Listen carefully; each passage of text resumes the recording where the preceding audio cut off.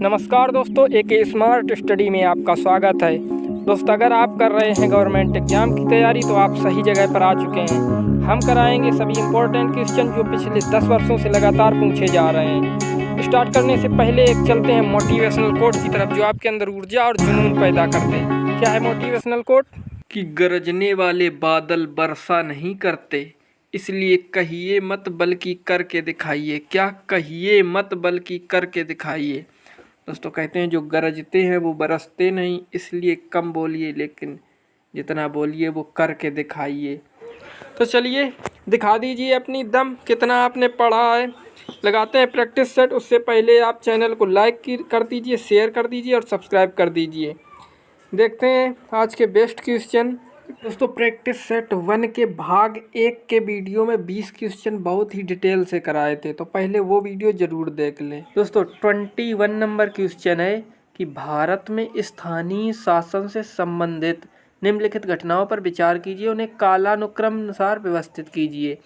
LM Singhvi समेत PK Thungon समेत अशोक मेहता समेत और GKV राव समेत, तो इन्हें इनके काल क्रमानुसार व्यवस्थित करना है। दोस्तों, इसका सही आंसर हो जाएगा क्या?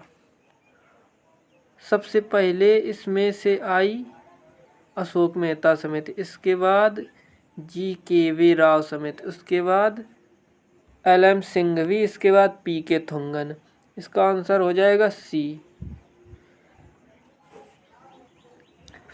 इसने लोकतांत्रिक विकेंद्रीकरण की योजना की, तो ये आई बलवंत राय मेहता समेत 1957 में। इसके बाद दिसंबर 1977 में अशोक मेहता समिति का गठन किया गया। 1977 दिसंबर। इसने सिफारिश की पंचायती राज पद्धति को द्विस्तरीय होना चाहिए। अशोक मेहता समिति ने पंचायती राज स्तर को द्विस्तरीय के लिए सिफारिश की। इसके बाद आई 1885 में JKV राव समिति, GKV 1885 में। 1986 में लोकतंत्र व विकास के लिए पंचायती राज संस्थाओं का पुनरुद्धार पर LM सिंघवी समिति का गठन किया गया। LM सिंघवी ये आई 1986 में।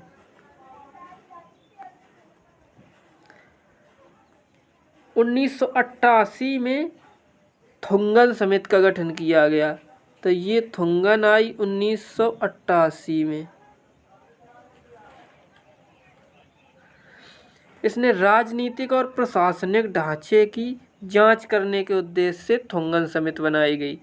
तो ये इतनी ही समितियां हैं, इससे बाहर क्वेश्चन नहीं बनेगा। इन समितियों को याद कर लीजिए दोस्त। नेक्स्ट क्वेश्चन देखते हैं। भारतीय संविधान में संशोधन के लिए विधेयक लाया जा सकता है केवल राज्यसभा में, केवल लोकसभा में या लोक राज्यसभा में, किसी में भी। दोस्तों, इसका सही आंसर हो जाएगा ऑप्शन C, या तो लोकसभा में या राज्यसभा में। भारतीय संविधान के अनुच्छेद 368 के तहत संविधान में संशोधन का प्रस्ताव संसद के दोनों सदनों में से किसी में भी लाया जा सकता है। ये 368 के अनुच्छेद के तहत संशोधन करके किया गया है। लेकिन धन विधेयक या वित्त विधेयक जो होते हैं उनमें यह प्रतिबंध है कि वे पहले लोकसभा में ही प्रस्तुत किए जाएंगे। जो धन विधेयक होते हैं वो पहले लोकसभा में ही प्रस्तुत किए जाएंगे। चलते हैं नेक्स्ट क्वेश्चन पर। भारत की संसदीय व्यवस्था में शून्यकाल कहाँ से लिया गया है? शून्यकाल जो है संसद व्यवस्था में वो कहाँ से लिया गया है? इसका सही आंसर हो जाएगा ऑप्शन D, उपयुक्त में से कोई नहीं।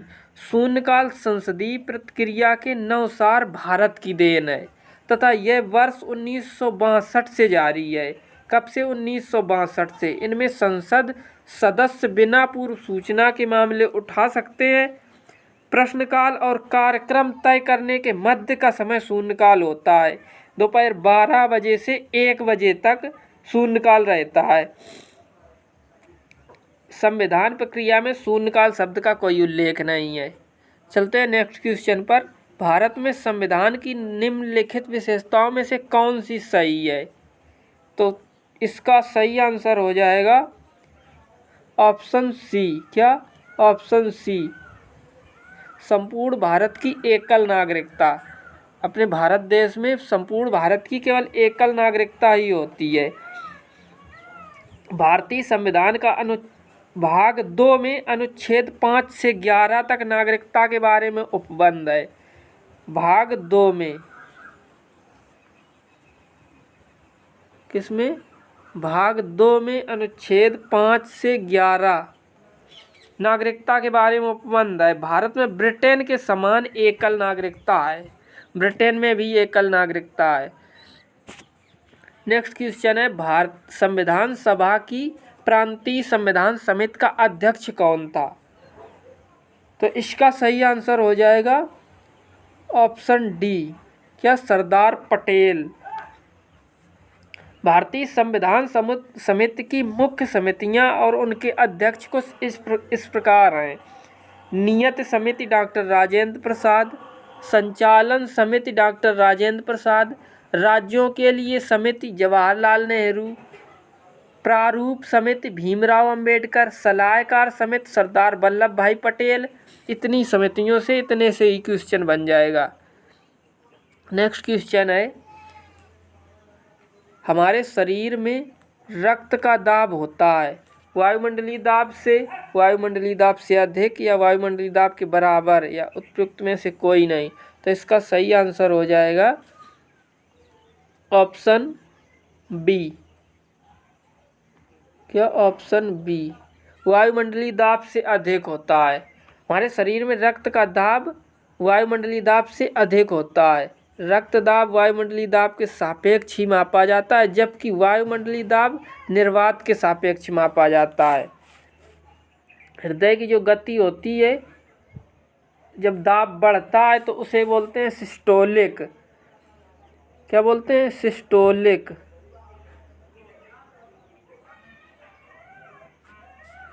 और जब दाब कम होता है उसे बोलते हैं डायस्टोलिक।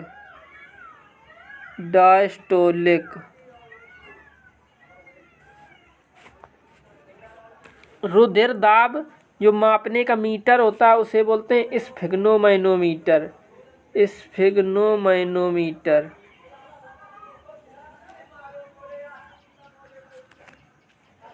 चलते हैं नेक्स्ट क्वेश्चन पर। 27 विज्ञान नाम दिया गया अरस्तू, लैमार्क, डार्विन या फिर लीनियस, किसके द्वारा?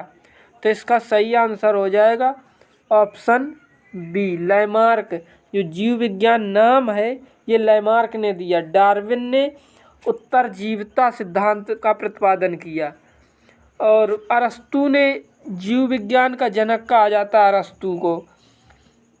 कैरोलस लीनियस ने द्विनाम पद्धति का प्रतिपादन किया।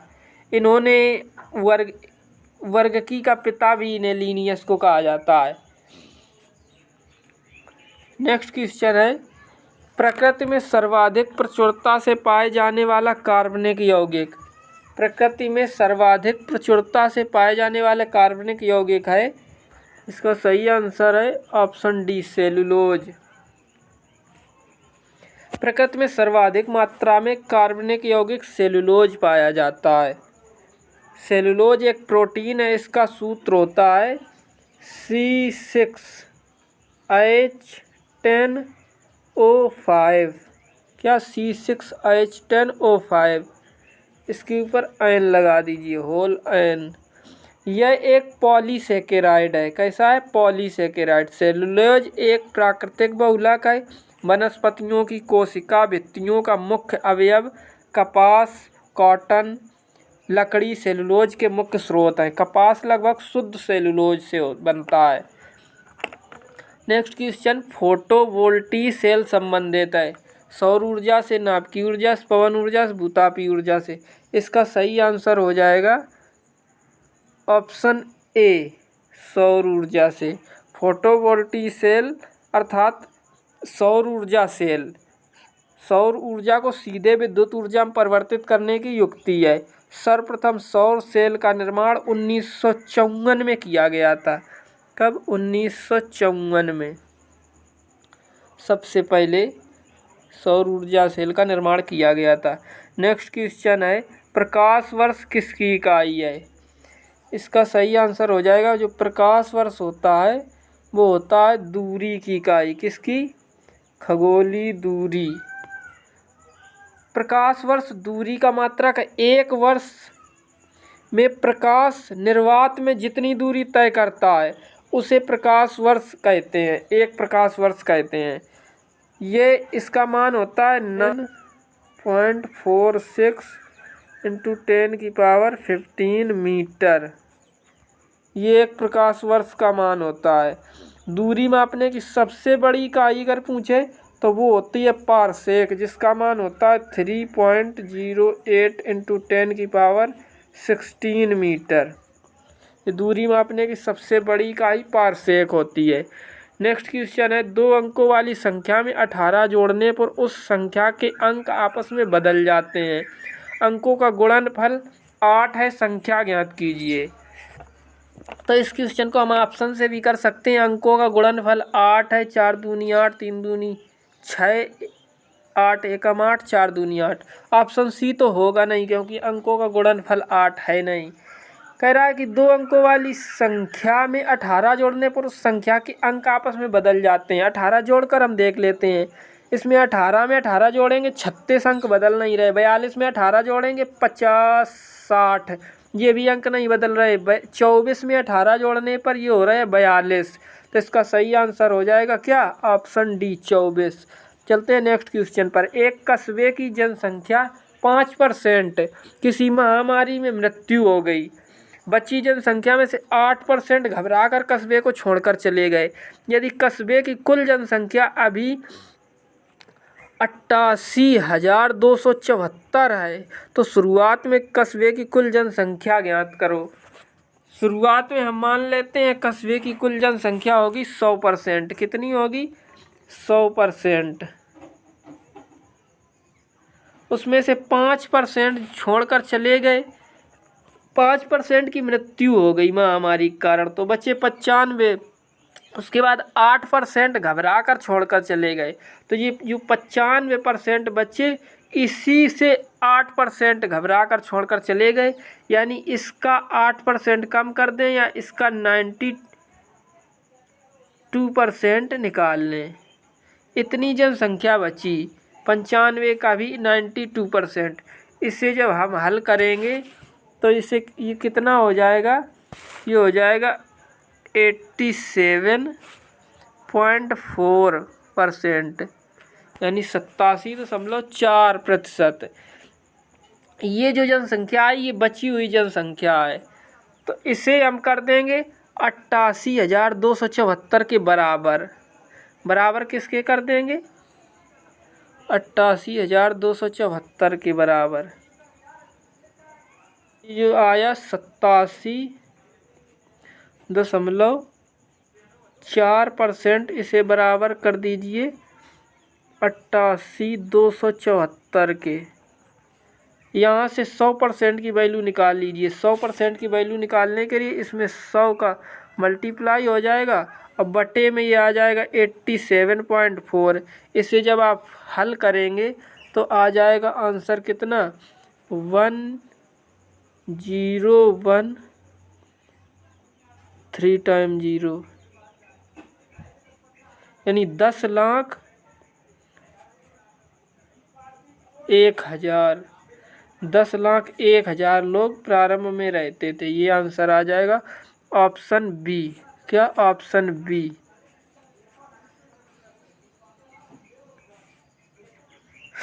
10201 का वर्गमूल कितना है? इसका वर्गमूल हो जाएगा दोस्तों ऑप्शन सी, 101। यानी 101 का वर्ग होता है 10201। नेक्स्ट क्वेश्चन है कि 3/4, 5/8, 7/12, 15/16 का औसत ज्ञात कीजिए। तो इन सभी को क्या औसत क्या कैसे निकालेंगे? इन सभी को जोड़ करके 4 का डिवाइड कर देंगे, सभी को जोड़ करके 3/4 प्लस 5/8 प्लस 7/12 प्लस 15/16, इन सबको जब ऐड करेंगे और 1/4 का इसमें पूरे में मल्टीपल कर देंगे या 4 का डिवाइडेशन कर देंगे, तो ये आएगा कितना?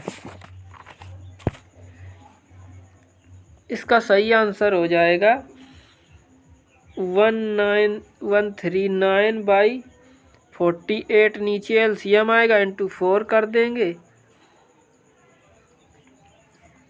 139/192, ये आ जाएगा इसका आंसर। तो इसका सही आंसर क्या हो जाएगा? Option A, 139/192। इनका सबका एलसीएम लेके आप ऐड तो कर ही सकते हैं। नेक्स्ट क्वेश्चन, निम्नलिखित में से कौन सा विकल्प 8.13 इंटू 10⁶ के बराबर है? तो इसका सही आंसर हो जाएगा क्या? ऑप्शन, ये 10⁶ है और इधर 2 पॉइंट पर नीचे से 2 नंबर पर पॉइंट है, तो ये 4 0 नीचे जुड़ जाएंगे, कितना हो जाएगा? ऑप्शन डी, 813 और 4 टाइम 0। नेक्स्ट क्वेश्चन, गोदान किसकी रचना है? तो गोदान जो रचना है वह मुंशी प्रेमचंद्र की। किसकी? मुंशी प्रेमचंद्र की। मुंशी प्रेमचंद्र की और कौन कौन सी रचनाएं हैं? इनकी है निर्मला, गबन, रंगभूमि, कर्मभूमि, वरदान, प्रतिज्ञा, सेवा सदन, प्रेमाश्रय, कायाकल्प, मंगलसूत्र, ये इनकी प्रमुख उपन्यास हैं। ऑप्शन बी देख लेते हैं। जैनेन्द्र की कृतियां हैं जो हैं वो है परख, सुनीता, त्यागपत्र, कल्याणी, सुखदा, विवर्त, जयवर्धन, मुक्तिबोध और अनंतर, ये जैनेन्द्र की रचनाएं हैं। अगर बात करें अज्ञेय की, तो इनकी जो है नदी के दीप, शेखर एक जीवनी, अपने अपने अजनबी, ये हो गए इनकी रचनाएं। इसके बाद नागार्जुन की बात करें तो रथिनाथ की चाची, नई पौध, बलचनमा, इमरतिया, बाबा बटेश्वर नाथ, हीरक जयंती, ये इनकी नागार्जुन की रचनाएं हैं। नेक्स्ट क्वेश्चन है, बहुत दिनों बाद दिखना अर्थ के लिए मुहावरा है।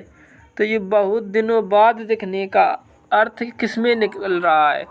इसका सही आंसर हो जाएगा ऑप्शन सी, यानी ईद का चांद होना। क्या? ईद का चांद होना बहुत दिनों बाद दिखने का मुहावरा है। कोसों दूर होना, ये होता है बहुत अलग होना। क्या? बहुत अलग होना। गुदड़ी का लाल होना, ये होता है गरीब के घर गुणवान का उत्पन्न होना।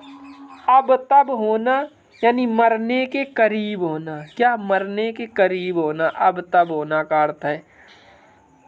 नेक्स्ट क्वेश्चन पर चलते हैं। दिए गए विकल्पों में सही वाक्य पहचानिए।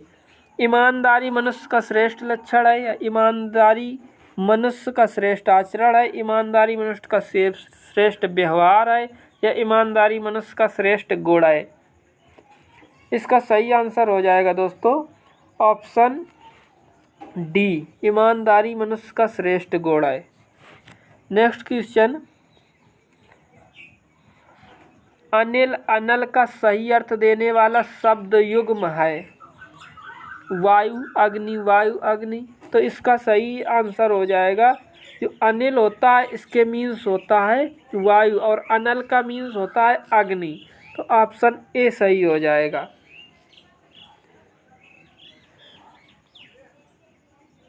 अग्नि का पर्यायवाची और भी होते हैं अनल, पावक, दहन, वैश्वानर, धूमकेतु, कृशानु, आग इत्यादि।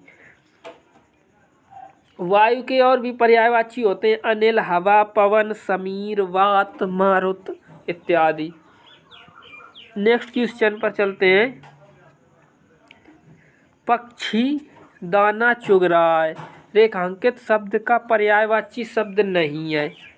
पंकज अंडज खग नभचर। तो दोस्तों पता होगा आपको कि पंकज जो होता है वो होता है कमल का पर्यायवाची। किसका? कमल का। तो ये पंकज पक्षी का पर्यायवाची नहीं है। पक्षी के पर्यायवाची क्या क्या हैं? अंडज, खग, नभचर, विहंग, परिंदा, ये सब पक्षी के पर्यायवाची होते हैं। दोस्तों यहाँ से कंप्लीट होते हैं 40 क्वेश्चन। कैसे लग रहे हैं आपको ये क्वेश्चन? कितने आपके सही हो रहे हैं? एक क्वेश्चन में 4-4, 5-5 क्वेश्चन आपके और भी कंप्लीट होते चल रहे हैं। तो ये कैसा लगा आपको वीडियो? कमेंट्स करके ज़रूर बताएं। मिलेंगे नेक्स्ट वीडियो में, पूरा प्रैक्टिस सेट कराएंगे। नेक्स्ट पार्ट में इसके आगे के क्वेश्चन आएंगे। तब तक आप बने रहिए हमारे चैनल पर। लाइक कीजिए, शेयर कीजिए और सब्सक्राइब कर दीजिए। धन्यवाद। जय हिंद।